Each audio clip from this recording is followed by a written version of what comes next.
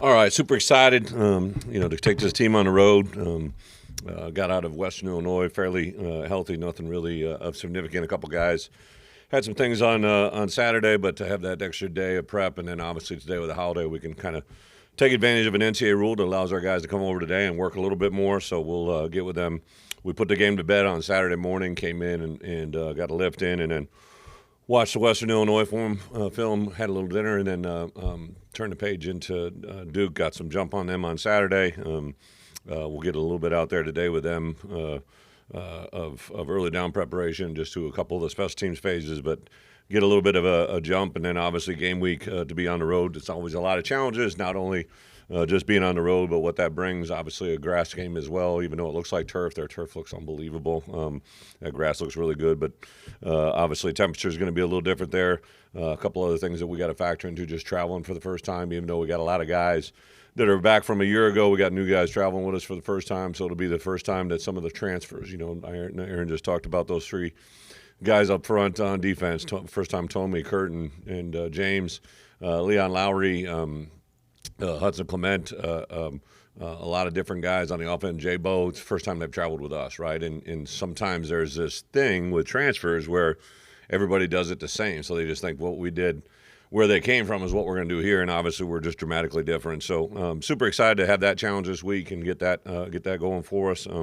Thought our guys really bought into the Western Illinois prep. We talked about respect all, fear none, and I thought they really took that challenge. So after putting the game to bed, jumping into Duke, a very talented football team, having an incredible amount of respect for. I've known Manny for a long time, defensive guy. So ironically, Trent Harris, who's on our program now, the first time I ever heard or did research on Trent, Manny was the defense coordinator at Miami, and he made reference to how Trent played and who he was and what he was, and that's when I first met Trent, and then obviously that led to the bridge that brought him here. So kind of a crazy way the world connects. I'm really excited to get out there and play a good team on the road and really see exactly what we got from our guys. So with that, I'll open it up for some questions.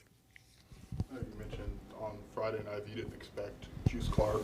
Is that still there is a chance? Yep. They didn't want to rule it out. We met on Saturday. We had those lifts early morning, and then I let Chase go through the process. And Juice did start running, but he isn't cleared for practice tomorrow.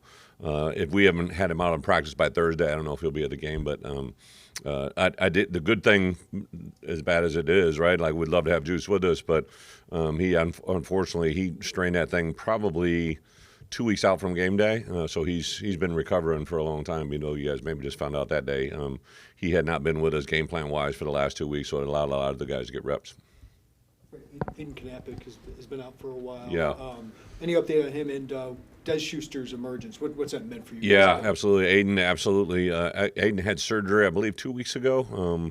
Projected to be out 3 to 6 weeks, so I don't think he'll be with us this week, but there is a good chance that he could be with us for sure by Big Ten play. And then, Des, Des was a guy that we've been high on ever since he got here. Unfortunately, last year as we started getting into winter workouts, he had a shoulder that was just giving him trouble. We went in and took a peek at it and just figured it was best to get that thing cleaned up. Unfortunately, that took him out of spring ball, took him through the majority of the summer, and then he got cleared literally right before we started our fall camp, and has really been a guy. I think he actually had to miss the first week until the 6-month mark hit, and once he jumped in the very first day of practice, everybody's kind of like, whoa, this is the guy we've recruited. And when Melvin got rolled up the other day, he was the first to go in there and did a really good job on his first play. So super excited. I think he gives us depth at a position we really, really needed it. And then, believe me, I'm concentrating on 2025, but here's a guy that's got a couple years of eligibility that if he could play for us and do some good things for us this year, it bodes well for the future.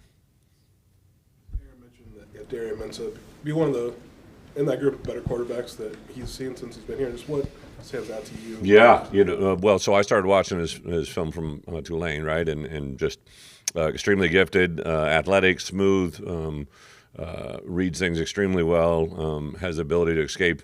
I wouldn't classify him as a runner, but he definitely can run and escape and make things happen with his feet. You can see they're using him in a way that they recruit him for a reason. Got some good players around him. I think they've added a couple transfer guys in the receiving core and in the running back room. Obviously instilled a starter at day one at left guard. So had 4 of the 5 back up front, but I think they knew they had a good offensive line coming back, and they wanted to secure that QB position. He's obviously one of the best in the country. You guys travel dramatically different? Like, what do you do that's different about your travel? I don't want to give away the recipe too much, but we do a way of traveling that I think they've grown accustomed to doing here. We try to keep our home games as similar as we can to road games, so we have the same routine when we come over here for home games. We do a road game until instead of hopping on the bus and going to the Champaign Country Club, we hop on a bus, hop on a plane, and fly to where we're going. And then the routine of Friday night never varies, and actually the routine of Saturday, whether it's an 11 a.m. kickoff, which we got noon kickoff there, right? But whether it's an early kickoff, midday kickoff, or an evening kickoff, we kind of have the same regimented routine. And again, you hear our guys say routine a lot because I believe it is. The more you do something consistently well, the better you'll play on that, or the better you'll have a chance of performing with some consistency, and our guys really buy into it. Bret, obviously, Tommy flashed his Yeah. raw talent the other day. What's the key for you guys as staff to tapping into that? Well, we tried to get Tommy Watt, more than one time. I was very intrigued when he was coming out of Kentucky, even, and before he went to Florida State, and to get him here on campus, he flashed early. I think there's some things he needed to work through personally with us, and I was very direct with him a couple times. I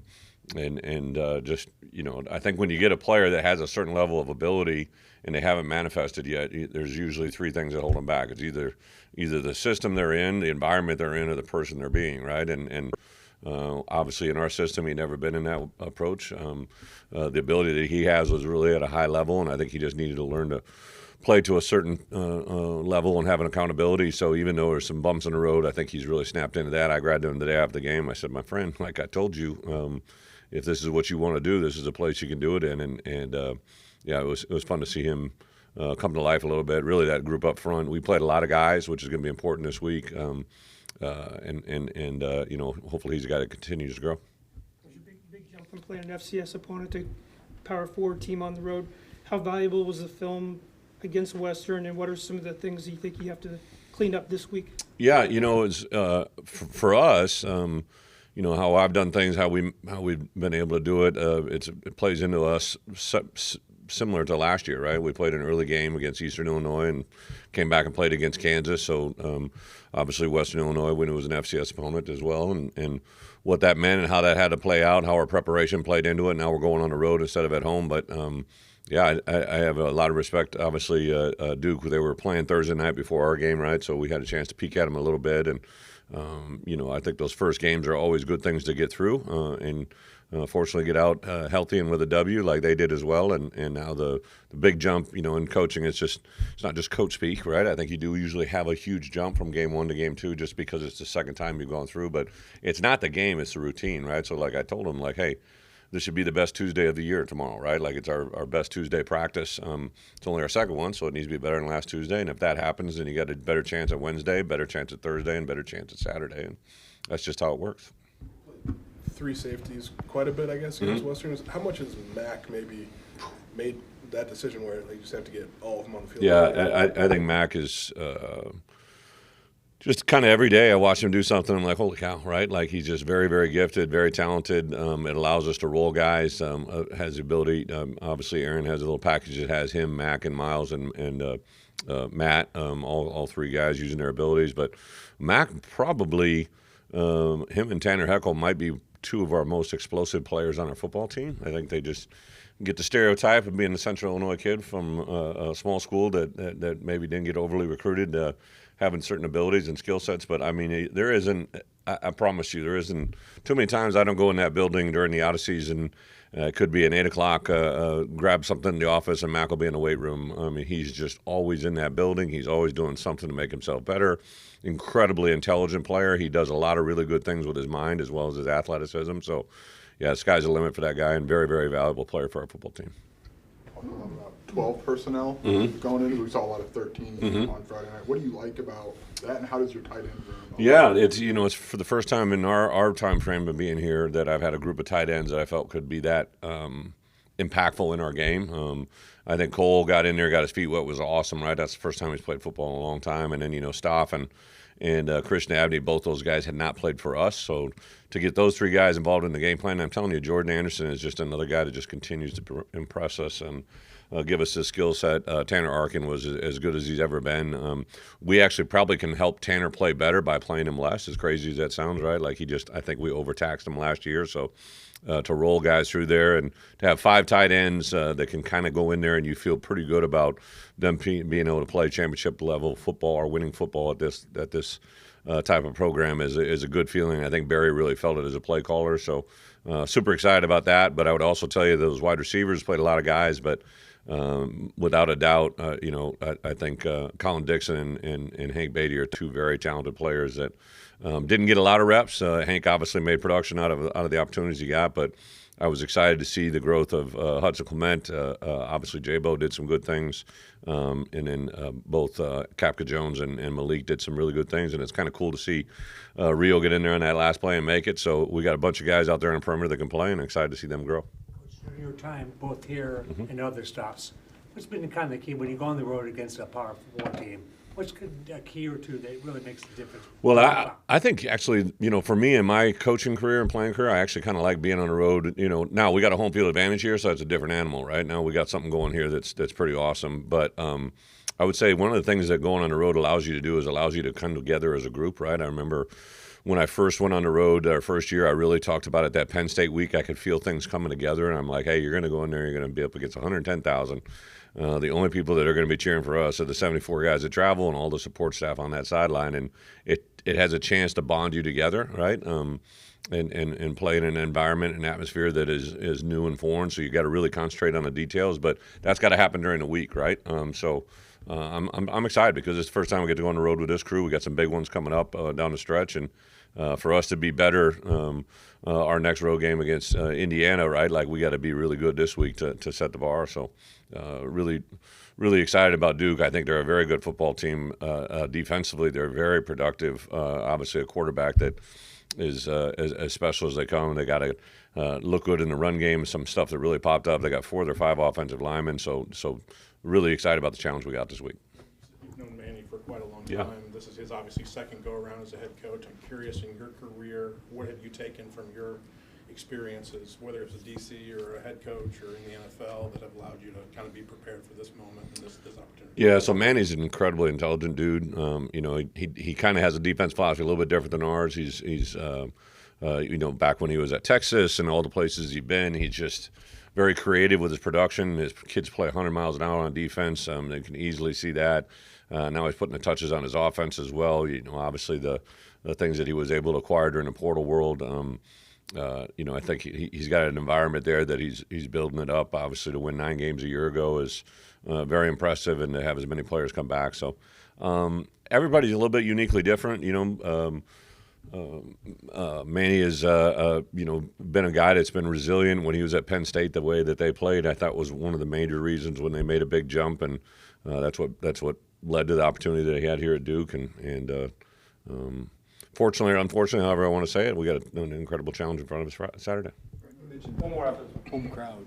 What's that mean to you to see that kind of support? Well, Josh actually said something, about 2 weeks prior. I knew that, we had done some things in ticket sales for USC and Ohio State and all that stuff. And he's like, hey, we may get close to 11,000 students here, right, for a game. And I'm just like I knew that was a big number. Like even when I was at my other places, like that would be a really big student number, right? And they really do bring the energy, right? So I think, and the one thing that always has meant a lot to me, especially as a head coach, is you could see the way our players identify with the students. When there was a big play on Saturday, no matter which way it was going, our players always faced the student section, right, and engage them. And I mean, it sounds silly, right? But they have commonalities with them, right? They see them at classes, right? Hopefully at classes. They see them in everyday life, right? They knew that they had a long weekend, that they didn't have class today, right? Like there's a bonding and a connection, and ultimately those students really become alumni, and those alumni become your future season ticket holders, right? And the places that I've been, that Josh, brought me here, the Iowas, the Kansas States, the Wisconsin, you had a really proud fan student base, right, that grows into alumni, and that's how you cultivate and build something for a long time. And I would even argue that, like, our crowd kind of plays off the students as well, right, when they're engaged and they're in it. So, yeah, it's super super excited for not just our football program, but this university. I know we have more applications than any time in the University of Illinois history, and I don't think that happened by chance. Obviously, a new chancellor, a new way of doing things in the administration level, but it's just a really fun time to be here at Illinois on many different levels, and hopefully we can be a small part of it because I think it does make a difference. Last one. Impact on the outcome of the game, but what did you see go wrong on that blocked field goal attempt? Oh, penetration. Yeah, without a doubt. I think it's really good. Like, listen, I was hot at halftime. I was a little bit hot on Saturday watching things. I think teachable moments are very, very precious. There's not many times you get those, right? So to have even though it was obviously a block kick, but to have that teachable moment so that those things, we haven't had many block kicks in my time here, and that's I could hear it in Dish's voice on Saturday when we corrected it with the team. Like, everybody's got to hold the rope there. We went a little over, and we had 2 guys in there that hadn't done that yet. So to get that experience there, and to be honest, there were several things offensively, defensively, and special teams that I'm very glad that it happened. It kind of was erased by the score of the game and the situation, but there were some very good teachable moments for us in all 3 phases. And then even as coaches, there were things that I saw, the 48 hours leading up to the game that I could easily make a correction on. And I'm glad they happened last week, and they're not going to happen this week or in the weeks ahead. So some good moments there for all of us.